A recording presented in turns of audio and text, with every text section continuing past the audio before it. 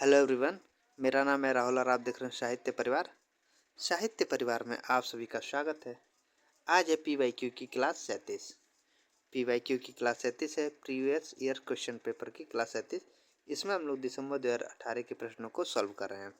दिसंबर 2018 में हमने 25 प्रश्नों को सॉल्व कर लिया है। आज हम लोग क्वेश्चन नंबर 26 से शुरू करेंगे। मैं आपको बता दूं कि इसमें हम लोग डेली 25 प्रश्नों को सॉल्व करते हैं और वो भी पीवाईक्यू के। इससे आपको ये पता चला है कि पीवाईक्यू में किस तरह के प्रश्न को पूछे जाते हैं। और अगर आप पहली बार एग्ज़ाम देने जा रहे हैं या मतलब आप कई बार एग्ज़ाम देने जा रहे हैं तो आपको पीवाईक्यू सॉल्व करना बहुत ही ज़्यादा ज़रूरी होता है। तो इसीलिए मैंने इस क्लास को यहाँ पे रखा है, तो प्लीज़ आप इसको पूरा देखिएगा। तो चलिए क्वेश्चन को शुरू करते हैं। संख्या 26 लिखा है इसमें कि रास पंचाध्यायी की प्रमुख विशेषताएं हैं। एक में लिखा है कि यह रोला छंद में लिखी गई है। दूसरा है कि इसमें कृष्ण की रासलीला का विस्तार के साथ वर्णन किया गया है। 3 में कि इसमें अनुप्रासयुक्त साहित्यिक भाषा का प्रयोग किया गया है। और 4 में कि इसमें दूरारोहण कल्पना दिखाई पड़ती है। नीचे दिए गए कूट में सही उत्तर को चुनिए। ए में 1, 2 और 4 सही, बी में 1, 2, 3 सही, डी में 1, 3 और 4 सही। तो 26 का इनमें से कौन सा विकल्प जो है वो सही होगा। तो देखो, इसमें से रास पंचाध्यायी की प्रमुख विशेषताएं हैं कि यह रोला छंद में लिखी गई, ये बात सही है। इसमें कृष्ण की रासलीला का विस्तार के साथ वर्णन किया गया, ये भी बात सही है। और इसमें अनुप्रासयुक्त साहित्यिक भाषा का प्रयोग किया गया, ये भी बात सही है। और इसमें दूरारोहण कल्पना दिखाई पड़ती है, ये बात गलत है। तो 1, 2, 3 किसमें है? तो विकल्प बी में है कि 1, 2 और 3। तो 26 का विकल्प जो है वो बी वो सही है, 1, 2, 3। लिखा है यहाँ पे कि कृष्ण भक्ति कवियों में प्रसिद्ध अष्टाध्यायी कवि नंददास द्वारा रचित ग्रंथ रास पंचाध्यायी की प्रमुख विशेषताएं हैं। यह रोला छंद में लिखी गई है। में इस ग्रंथ में श्री कृष्ण की रासलीला का विस्तार के साथ वर्णन किया गया है। और तीसरा है कि इसमें अनुप्रासयुक्त साहित्यिक भाषा का प्रयोग किया गया है। 1, 2, 3 जो वो सही है। प्रश्न संख्या 27 लिखा है कि सूरदास के बारे में आचार्य रामचंद्र शुक्ल द्वारा लिखित कौन से कथन सही है। एक में लिखा है कि उन्होंने विट्ठलनाथ की आज्ञा से श्रीमद् भागवत की कथा को पदों में गाया। उन्होंने विट्ठलनाथ की आज्ञा से श्रीमद् भागवत की कथा को पदों में गाया। दूसरा है कि उन्होंने भागवत की 10वीं स्कंद की कथा इतिवृत्त के रूप में कह दी है। 3 में कि उन्होंने भिन्न भिन्न लीलाओं को अत्यंत मधुर और मनोहर पदों में गाया। और 4 में उनके पद अत्यंत प्रगल्भ और काव्यपूर्ण हैं। तो नीचे दिए कूट में सही उत्तर को चुनिए।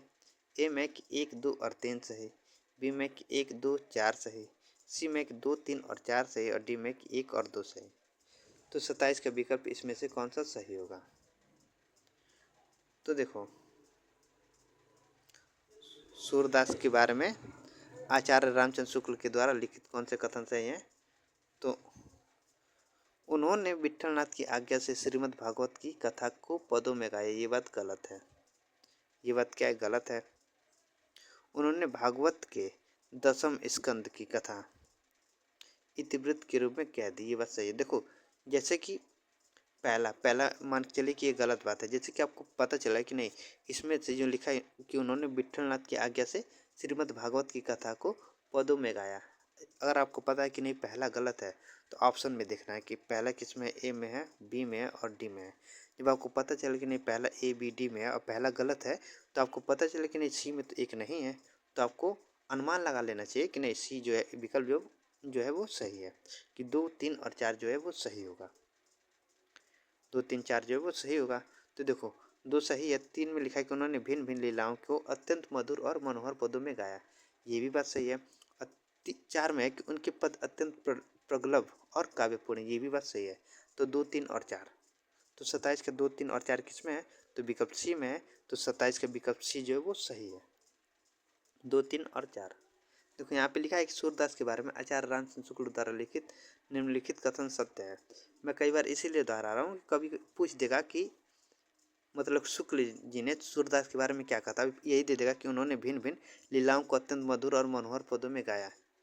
यह जो कथन है वो किसका है, किस आचार्य का है, ये कथन दे देगा और पूछ देगा कि यह कथन किस आचार्य का है। आचार्य रामचंद्र शुक्ल का है, ये मतलब कि बच्चन सिंह का है, चाहे रामस्वरूप चतुर्वेदी का है। ये इनमें से किन आचार्यों का ये कथन है, तो आप लोग नहीं पढ़े रहेंगे तो नहीं बता पाएंगे, ठीक ना। तो उन्होंने भिन्न भिन्न लीलाओं को अत्यंत मधुर और मनोहर पदों में गाया, ये किसका कथन है, ये रामचंद्र शुक्ल का कथन है। और उनके पद अत्यंत प्रगल्भ और काव्यपूर्ण है। और तीसरा है कि उन्होंने किसने, सूरदास ने भागवत के 10वें स्कंद की कथा इतिवृत्त के रूप में कह दी है।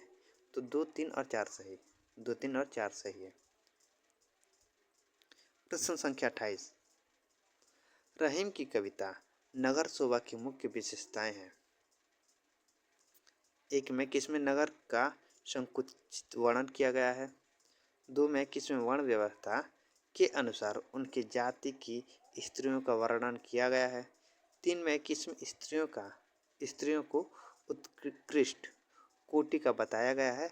और 4 में कि ये स्त्रियां अपना उत्पाद बेचने काम करती हैं।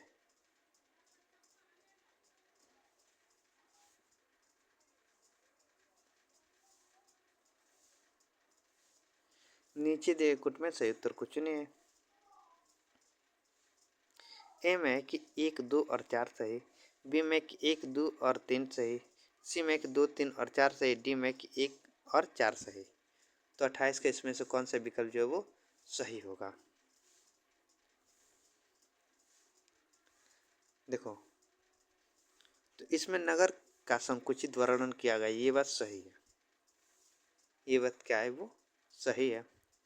इसमें वर्ण व्यवस्था के अनुसार उनकी जाति की स्त्रियों का वर्णन किया गया है, ये भी बात सही है, ये भी बात सही है। इसमें स्त्रियों को उत्कृष्ट कोटि को बताया गया है, ये बात गलत है। रहीम की कविता नगर शोभा में स्त्रियों की उत्कृष्ट कोटि का बताया गया, ये बात गलत है, नहीं बताया गया है। ये स्त्रियां अपने उत्पाद बेचने काम करते हैं, ये बात सही है, ठीक।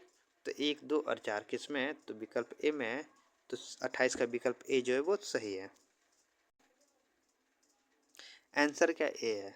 रहीम दास की कविता नगर शोभा की मुख्य विशेषताएं निम्नलिखित हैं। एक है किस कविता में नगर का संकुचित वर्णन किया गया है। 2 में किस में वर्ण व्यवस्था के अनुसार अनेक जाति की स्त्रियों का वर्णन किया गया है। और 4 में कि स्त्रियां अपने उत्पाद बेचने का काम करती हैं, अतः नगर शोभा कविता के लिए, इसलिए दिए गए कुट में 1, 2 और 4 जो है वो सही है। प्रश्न संख्या 29, लिखा है कि रीतिकालीन वीर काव्य की प्रमुख विशेषताएं हैं। रीतिकालीन वीर काव्य की प्रमुख विशेषताएं हैं। 1 में कि रासो काव्य की अपेक्षा में अधिक प्रमाणिक है। 2 में कि इनमें तत्कालीन इतिहास सुरक्षित है। 3 में कि इसमें चमत्कारिक वर्णन और भाषाई खिलवाड़ बहुत अधिक है। और 4 में कि किसी वीर काव्य में फिरंगियों का भी वर्णन किया गया है। नीचे दिए कुट में सही उत्तर को चुनिए।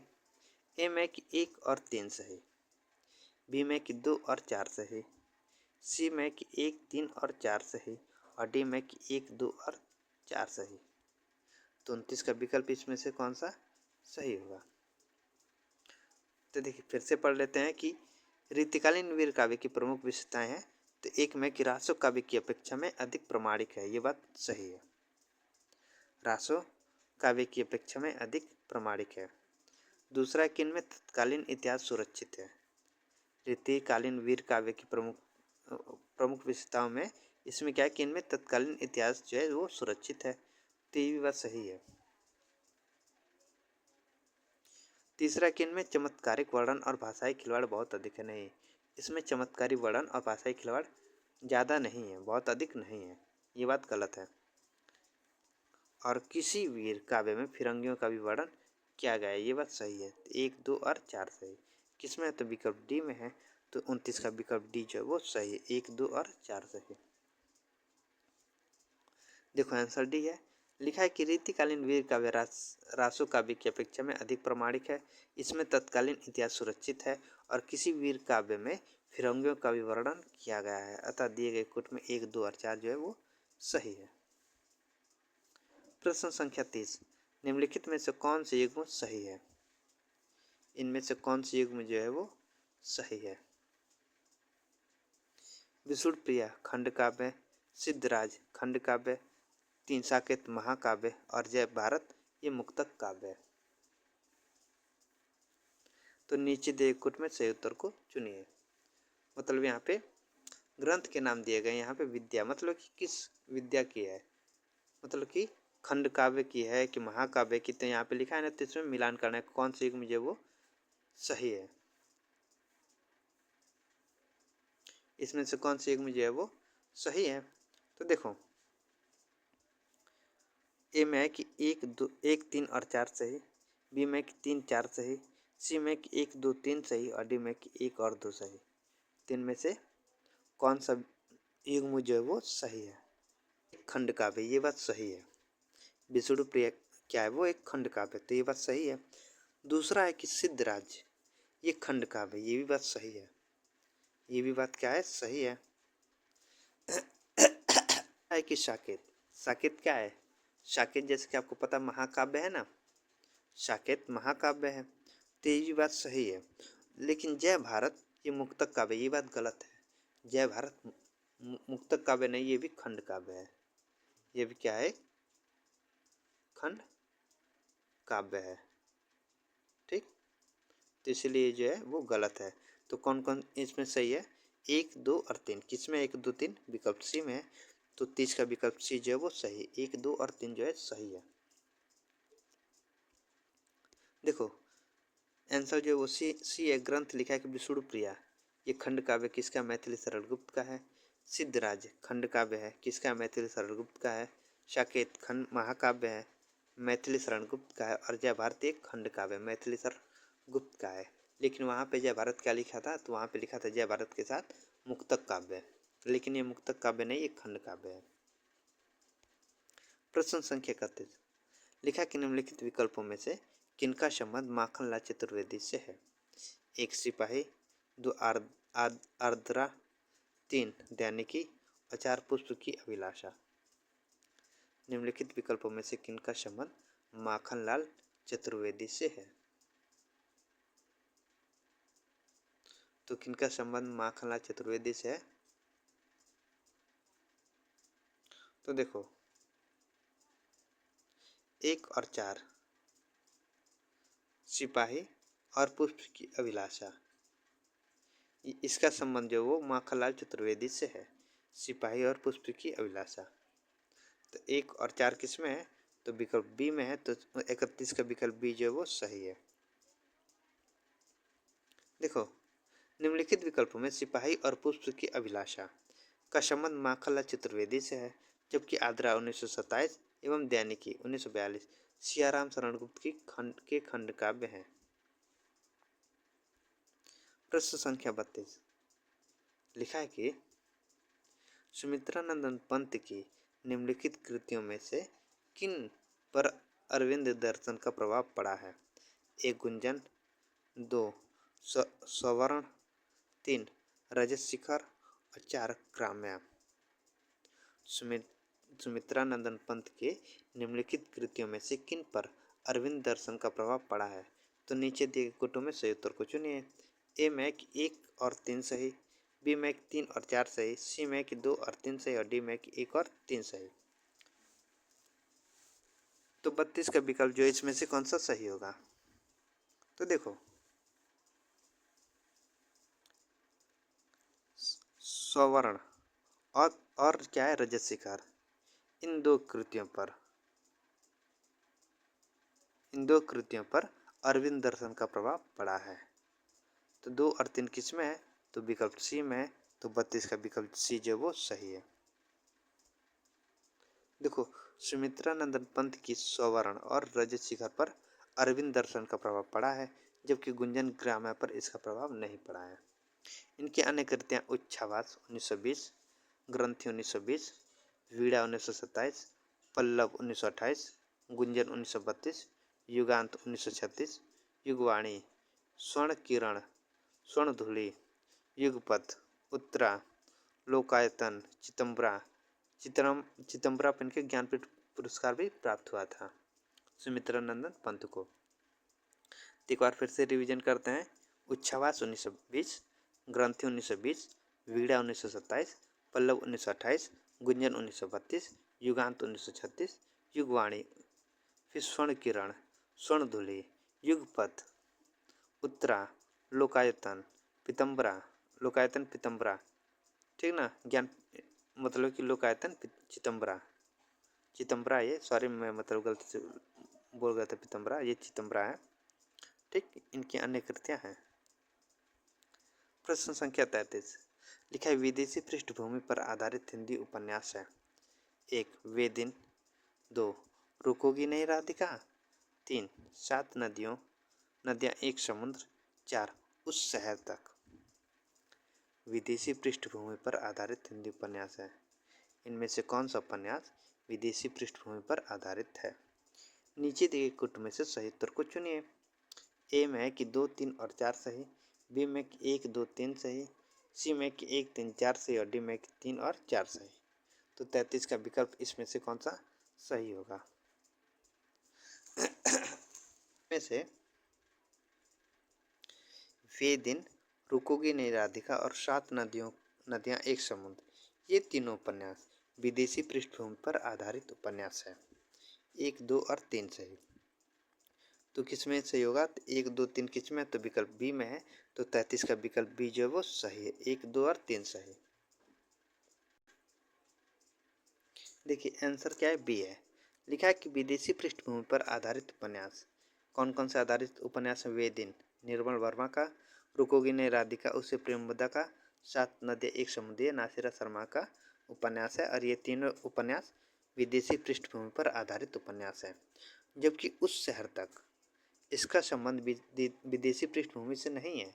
ये तेजिंदर का प्रमुख दलित पृष्ठभूमि पर रचित उपन्यास है।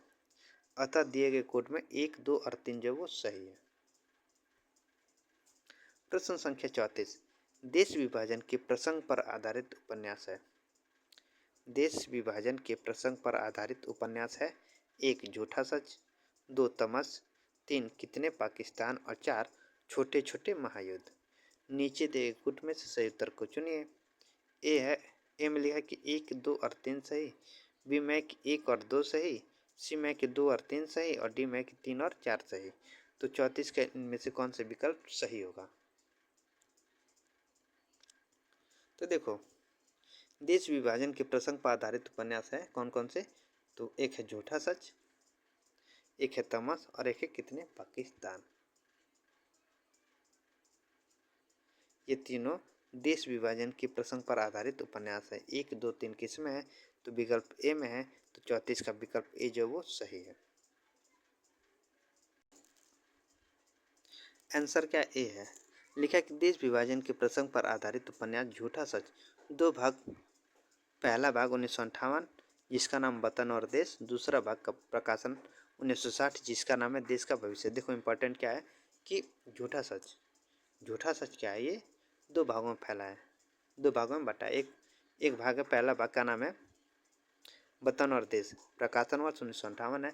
और दूसरे भाग का प्रकाशन वर्ष 1960 है जिसका नाम है देश का भविष्य। झूठा सच 2 भागों में है। पहले भाग 1958 में जिसका नाम है वतन और देश, दूसरा भाग 1960 में जिसका नाम है देश का भविष्य। किसका है? ये यशपाल का है। यशपाल के अन्य उपन्यास देख लेते हैं। दिव्या है, देशद्रोही है, दादा कॉमरेड है, मेरी तेरी उसकी बात, अमिता, ये यशपाल के अन्य उपन्यास है। तमस जो है भीष्म साहनी का विभाजन पर आधारित उपन्यास है।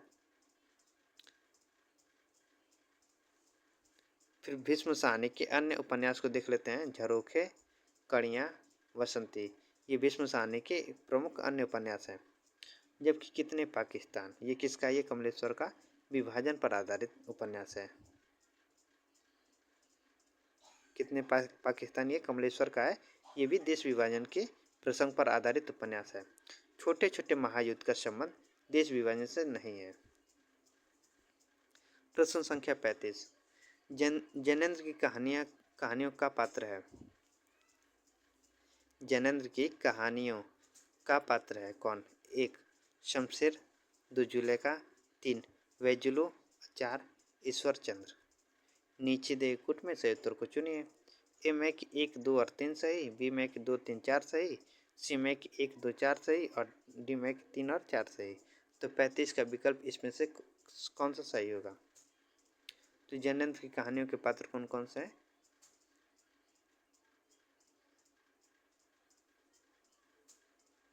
तो पहला है शमशेर, जुलेखा और वेजिलो। ये तीनों पात्र वो जैनेन्द्र की कहानियों के पात्र हैं। 1, 2, 3 किस में है? तो विकल्प ए में है। तो 35 का विकल्प ए जो वो सही है। 1, 2 और 3 सही। देखो यहाँ पे लिखा हुआ कि जैनेन्द्र की कहानियों के पात्र शमशेर, जुलेखा, वेंजिलो है। जबकि ईश्वर चंद्र जैनेन्द्र की कहानी का पात्र नहीं है। शमशेर और जुलेखा फांसी कहानी के पात्र हैं तथा वेंजिलो ये स्पर्धा कहानी की पात्र है। शमशेर और जुलेखा किस कहानी के पात्र हैं? तो वो है फांसी, और वेंजिलो ये स्पर्धा कहानी की पात्र है। जैनेन्द्र की प्रमुख कहानियाँ हैं खेल, फांसी, वातायन, एक रात, 2 चिड़िया, पाजेब, जय संधि, जाह्नवी, अपना अपना भाग्य, पानवाला इत्यादि। ये जैनेन्द्र की प्रमुख कहानियाँ हैं। प्रश्न संख्या 36, लिखा है कि हरिशंकर परसाई के निबंध संग्रह है। 1 आओ बैठ लें कुछ देर, 2 सदाचार की तावीज, 3 तुलसीदास चंदन घिसे और 4 आवारा भीड़ के खतरे। तो 36 का मतलब कि इनमें से कौन से निबंध संग्रह हरिशंकर परसाई के निबंध संग्रह हैं? नीचे दिए कुट में सही उत्तर को चुनिए। ए में कि 1 और 2 सही, बी में कि 1, 3, 4 सही, सी में कि 1, 2, 3 सही और डी में कि 2, 3 और 4 सही। तो 36 का इनमें से कौन सा विकल्प सही होगा? तो देखो हरिशंकर परसाई के निबंध संग्रह कौन कौन से हैं? तो सदाचार के तावीज, तुलसीदास चंदन घिसे, आवारा भीड़ के खतरे, 2, 3 और 4 ये तीनों जो है वो हरिशंकर परसाई के निबंध संग्रह हैं। तो 2, 3, 4 किससे में? तो विकल्प डी में है। तो 36 का विकल्प डी जो है वो सही है। देखो हरिशंकर परसाई के निबंध संग्रह सदाचार की तावीज, तुलसीदास चंदन घिसे, आवार भीड़ के खतरे, ये तीनों निबंध संग्रह हरिशंकर परसाई के हैं।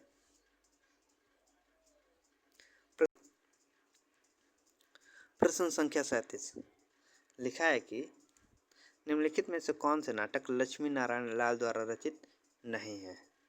देखिए प्रश्नों को ध्यान से पढ़ना है कि इनमें से कौन से नाटक लक्ष्मी नारायण लाल के द्वारा रचित नहीं है। 1 अंधा कुआं, 2 अरे मायावी सरोवर, 3 सिंहासन खाली और 4 राम की लड़ाई। नीचे दिए गए कुट में सही उत्तर को चुनिए। ए में कि 1, 2 और 3 सही, बी में कि 2, 3 और 4 सही, सी में कि 1 और 4 सही और डी में कि 1, 3 और 4 सही। 3 में से कौन सा विकल्प सही होगा? तो देखो फिर से प्रश्नों को पढ़ते हैं कि निम्नलिखित में से कौन से नाटक लक्ष्मी नारायण लाल के द्वारा रचित नहीं है?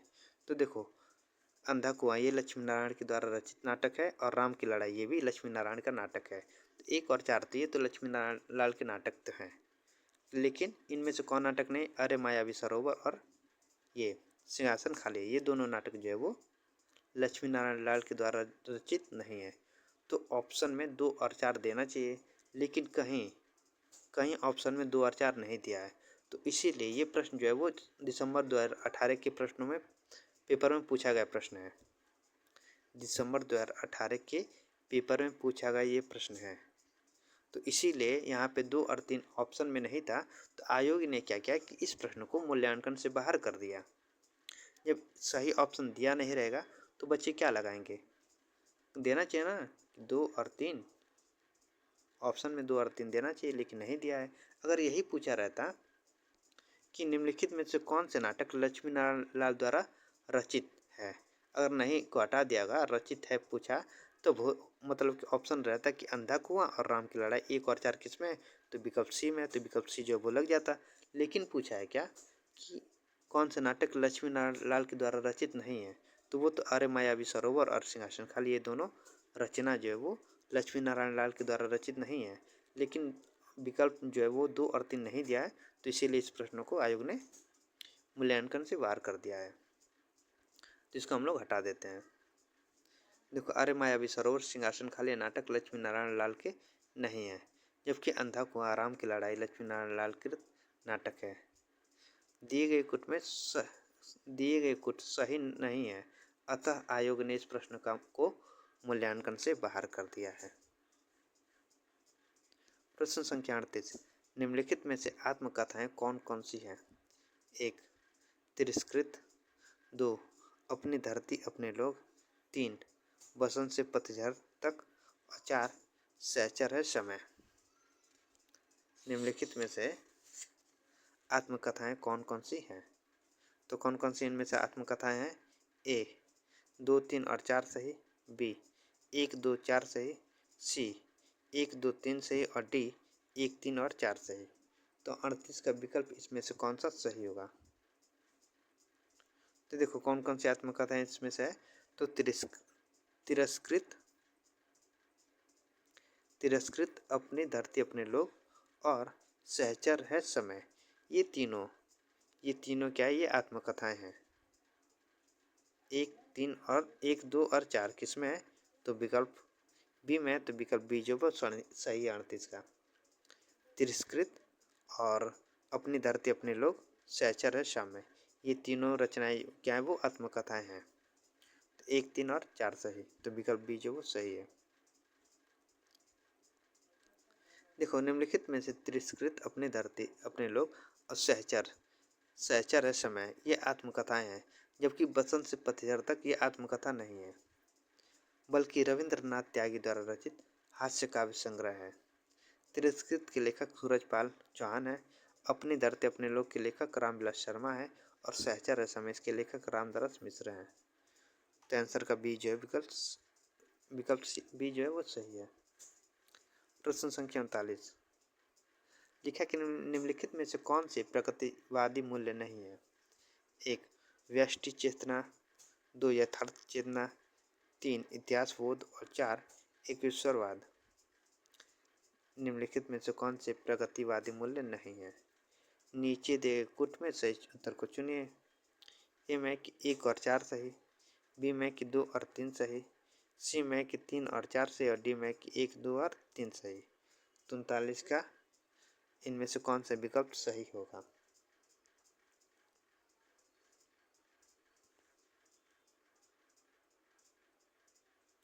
तो देखो, निम्नलिखित में से कौन से प्रगतिवादी मूल्य नहीं है? तो कौन है? तो एक है व्यष्टि चेतना और एक है एकेश्वरवाद। ये दोनों प्रगतिवादी मूल्य नहीं है। व्यष्टि चेतना और एकेश्वरवाद, 1 और 4 किसमें है? तो विकल्प ए में है। 39 का विकल्प ए जो वो सही है। व्यष्टि चेतना और एकेश्वरवाद ये प्रगतिवादी मूल्य नहीं है, जबकि यथार्थ चेतना इतिहास बोध का संबंध प्रगतिवादी मूल्य से है। प्रगतिवाद की काव्य प्रवृत्तियों में शोषितों की दीनता का चित्रण, शोषक वर्ग के प्रति घृणा, धर्म और ईश्वर के प्रति अनास्था, क्रांति की भावना, नारी चित्रण, सामाजिक जीवन का यथार्थ चित्रण आदि है। अतः दिए गए कूट में कूट 1 और 4 जो वो सही है। प्रश्न संख्या 40, प्रश्न संख्या 40 लिखा है इसमें कि दृघ उर्झत टूटत कुटुम जुरत चतुर चित प्रीति परति गाठी दुर्जन ये दई नहीं यह रीति। उपयुक्त दोहे के संबंध में कौन सा कथन जो है वो सही है? 1. इसमें कार्य कारण संबंध का स्वाभाविक चित्रण हुआ। 2. इसमें प्रेमी प्रेमिका के प्रेम का स्वाभाविक चित्रण हुआ है। 3. इसमें असंगत अलंकार है। और 4. इसमें विभाजन अलंकार है। नीचे दिए गए कूट में सही उत्तर को चुनिए। ए में कि 1 और 2 सही। बी में कि 1 और 4 सही। सी में कि 3 और 4 सही। और डी में कि 2 और 3 सही। तो 40 का विकल्प इसमें से कौन सा सही होगा? तो देखो, उपयुक्त दोहे के संबंध में कौन सा कथन सही है? तो कथन सही है, इसमें प्रेमी प्रेमिका के प्रेम का स्वाभाविक चित्रण हुआ है, ये बात सही है। और एक है इसमें असंगति अलंकार है, ये सही है। तो 2 और 3 इसमें सही है, तो 40 का विकल्प डी जो है वो सही है, 2 और 3 सही। दी गई पंक्ति दृघ ऊर्जत कुटुम टूटत कुटुम जुरत चतुर्चित प्रीति परति गांठी दुर्जन है दई नहीं है रीति। उपयुक्त दोहे का संबंध, इसमें प्रेमी प्रेमिका के प्रेम का स्वाभाविक चित्रण हुआ है और इसमें असंगति अलंकार है, शेष विकल्प असंगत है, अतः कुट 2 और 3 जो है वो सही है। प्रश्न संख्या 41 लिखा है इसमें कि कालक्रम की दृष्टि से निम्नलिखित रचनाकारों को सही अनुक्रम है। कालक्रम की दृष्टि से निम्नलिखित रचनाकारों का सही अनुक्रम है, ये तो प्रश्न कई बार पूछ चुका है। तो देखो, ए में पहले सरापा, पुष्पदंत, अधमाड़ और हेमचंद। बी में पहले हेमचंद है, सरापा है, पुष्पदंत है और अधमाड़ है। सी में पहले पुष्पदंत, सरापा, हेमचंद और अधमाड़। और डी में सरापा है, हेमचंद्र है, अधमाड़ है और पुष्पदंत है। तो 41 का इसमें से कौन सा विकल्प सही होगा? तो देखो, 41 का ए जो है वो सही होगा। सरापा 769 ईस्वी, पुष्पदंत 10वीं सदी, अदामाड़ 12वीं सदी और हेमचंद ये भी 12वीं सदी। तो 41 का ऑप्शन ए जो है वो सही है। कालक्रम की दृष्टि से निम्नलिखित रचनाकारों का सही अनुक्रम इस प्रकार है। सरापा 769 ईस्वी, पुष्पदंत 10वीं सदी, अदामाड़ 12वीं सदी और हेमचंद 12वीं सदी। प्रश्न संख्या 42 लिखा है इसमें से कालक्रम के अनुसार निम्नलिखित आचार्यों का सही अनुक्रम है। कालक्रम के अनुसार निम्नलिखित आचार्यों का सही अनुक्रम कौन सा है? ए में पहले रामानुजाचार्य, निम्बार्काचार्य, मध्वाचार्य और वल्लभाचार्य। बी वह मध्वाचार्य, रामानुजाचार्य, वल्लभाचार्य और निम्बार्काचार्य। सी वह निम्बार्काचार्य, माधवाचार्य, रामानुजाचार्य, उसके बाद वल्लभाचार्य। और डी में रामानुजाचार्य, मध्वाचार्य, निम्बार्काचार्य और वल्लभाचार्य। तो 42 का इसमें से कौन सा ऑप्शन सही होगा? तो देखो, 42 का ए जो है वो सही होगा। पहले रामानुजाचार्य 10वीं सदी, निम्बार्काचार्य 13वीं सदी, मध्वाचार्य 14वीं सदी और वल्लभाचार्य 15वीं सदी। तो 42 का ए जो है वो सही है। आंसर है रामानुजाचार्य 10वीं सदी, निम्बार्काचार्य 13वीं सदी, मध्वाचार्य 14वीं सदी और वल्लभाचार्य 15वीं सदी। प्रश्न संख्या 43 कालक्रम की दृष्टि से निम्नलिखित ग्रंथों का सही अनुक्रम है। कालक्रम की दृष्टि से निम्नलिखित ग्रंथों का सही अनुक्रम इसमें से कौन सा है? ए भाव विलास, काव्य निर्णय, रस रहस्य और जगद विनोद। बी में पहले रस रहस्य है, भाव विलास है, काव्य निर्णय, जगद विनोद। सी में पहले काव्य निर्णय है, रस रहस्य, जगद विनोद और भाव विलास। और डी में पहले भाव विलास है, काव्य निर्णय, जगद विनोद और रस रहस्य। तो 43 का इनमें से कौन सा ऑप्शन जो वो सही होगा? तो देखो, 43 का ऑप्शन बी जो वो सही होगा, रस रहस्य। पहले है रस रहस्य 1670, उसके बाद भाव विलास 1689, उसके बाद काव्य निर्णय 1749, उसके बाद जगद विनोद 1811। 43 का ऑप्शन बी जो वो सही है। आगे लिखा होगा, देखो रस रहस्य ये किसका है? कुलपति मिश्र का है। 1670 देव का मतलब कि कौन सा ग्रंथ है? भाव विलास। 1689 काव्य निर्णय 1746 किसका है? भिखारीदास का है। और जगत विनोद 1811 पद्माकर का है। तो आंसर जो है भी सही है।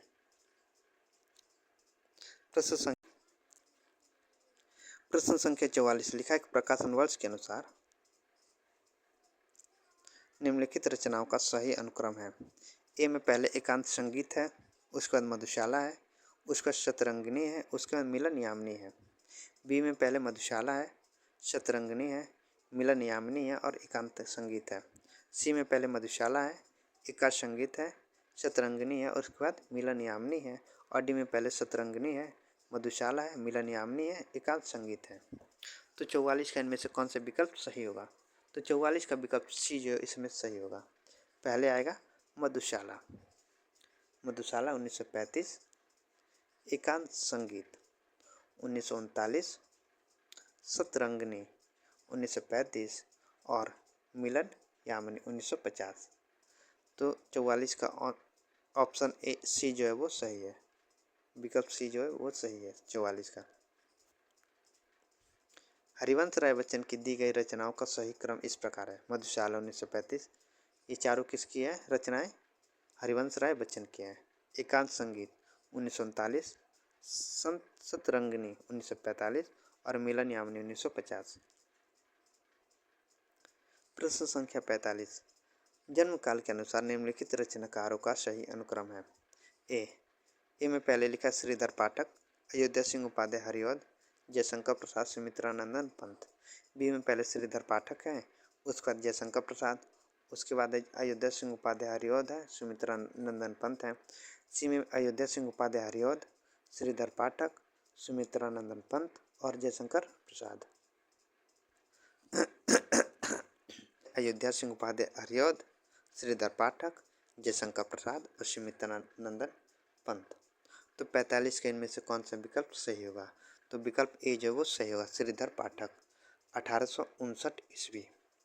उसके बाद हरिऔध है 1865 ईस्वी, जयशंकर प्रसाद 1889 और उसके बाद सुमित्रानंदन पंत 1900 ईस्वी।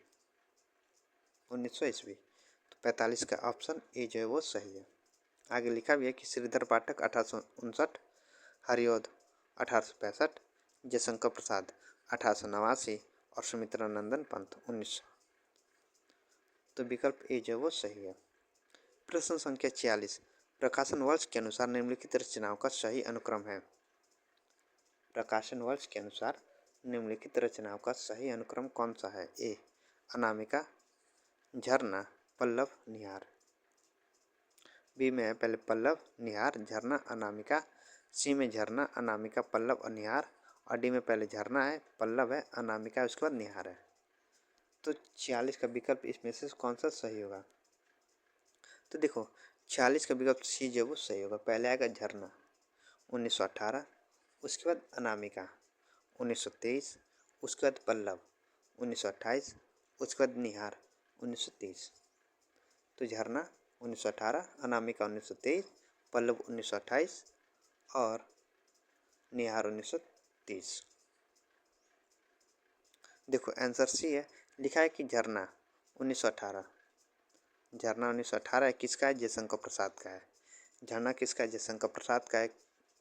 प्रकाशन वर्ष 1918। अनामिका 1923 ईस्वी। अनामिका 1923 ईस्वी किसका है? निराला का है, सूर्यकांत त्रिपाठी निराला जी का है। अनामिका 1923। पल्लव 1928 ईस्वी किसका है? सुमित्रानंदन पंत का है। और निहार 1930 ईस्वी किसका है? महादेवी वर्मा का है। ठीक, झरना जयशंकर प्रसाद, अनामिका सूर्यकांत त्रिपाठी निराला, पल्लव सुमित्रानंदन पंत और महादेवी निहार ये महादेवी वर्मा। प्रश्न संख्या 47, लिखा है कि प्रकाशन वर्ष के अनुसार जयशंकर प्रसाद की रचनाओं का सही अनुक्रम। जयशंकर प्रसाद की रचनाओं का सही अनुक्रम कौन सा है? ए में पहले है आंसू, लहर, कमायनी और प्रेम पथिक।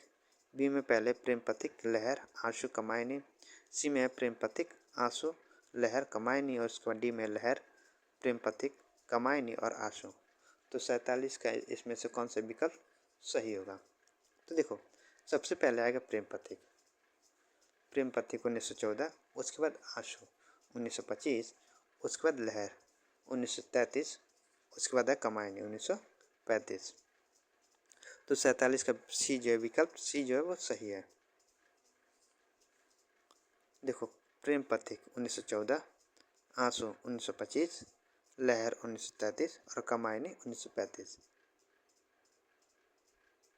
देखो एक मतलब कि मैं आपको पढ़ाते पढ़ाते एक ट्रिक मुझे याद हो गया। जैसे पथिक, हम लोग पथ पे चलते हैं, जैसे किसी चीज़ का हासिल करने के लिए, जैसे कि किसी एग्जाम को पास करने के लिए हम किसी राह पे चलते हैं ना, तो पथिक पे चलेंगे तो क्या होगा?